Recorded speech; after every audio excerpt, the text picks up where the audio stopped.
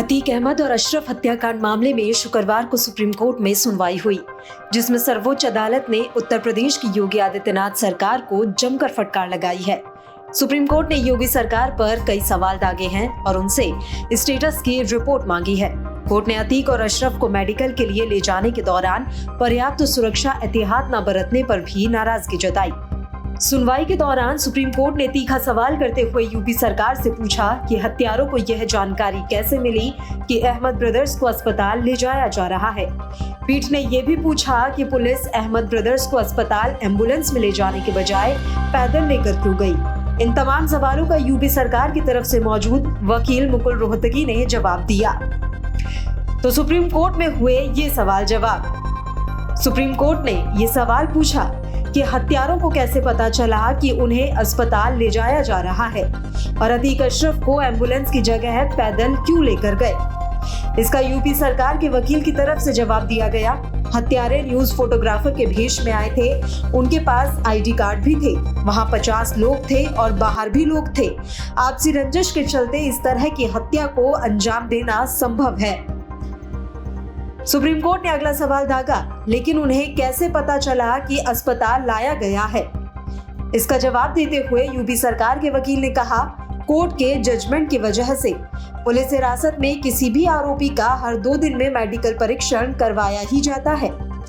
Supreme court ने फिर से सवाल पूछा, अस्पताल गेट तक परेड क्यों कराई गई, एम्बुलेंस में क्यों नहीं ले गए। जिसका जवाब देते हुए यूपी सरकार के वकील ने कहा, क्योंकि दूरी बेहद ही कम थी।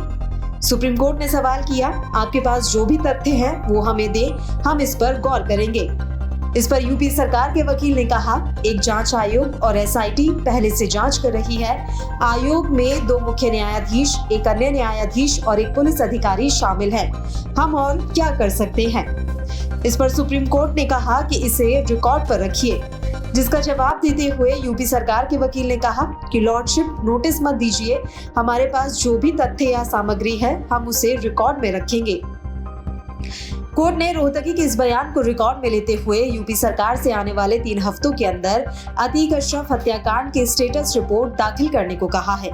अदालत ने यूपी सरकार को इस मामले में फिलहाल कोई नोटिस जारी नहीं किया है। वहीं याचिकाकर्ता विशाल तिवारी ने भी इस पूरे मामले और आज की सुनवाई पर अपनी बात रखी। सुनिए आप। आ गया कि हमने जो रिसेंट इंसिडेंट हुए हैं अतरक और रशीद की हत्या का हुआ है और जो एनकाउंटर हुए हैं उसमें एक पैनल बनाया है और उस पे वो है इन्वेस्टिगेशन कर रहे हैं। तो हमारे द्वारा तर्क दिया गया कि state itself is under accusation, state पर खुद ही आरोप है और इस परिस्थिति में स्टेट एजेंसीज कोई फेयर इन्वेस्टिगेशन नहीं कर पाएंगी। तो सुप्रीम कोर्ट द्वारा उनसे इस बात पे हलफनामा मांगा गया है कि एक एफिडेविट फाइल करें आप, जो भी घटनाक्रम है। बहरहाल अतीक अहमद और उसके भाई अशरफ की हत्या के मामले पर अब सुप्रीम कोर्ट 3 हफ्ते के बाद सुनवाई करेगा। मामले की सुनवाई के बाद कोर्ट ने सरकार को निर्देश दिया है कि वह मामले में अब तक क्या क्या हुआ है इसे लेकर हलफनामा दायर करे।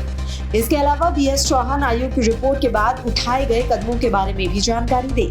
3 हफ्ते के बाद मामले को फिर से सूचीबद्ध करने का निर्देश कोर्ट ने दिया।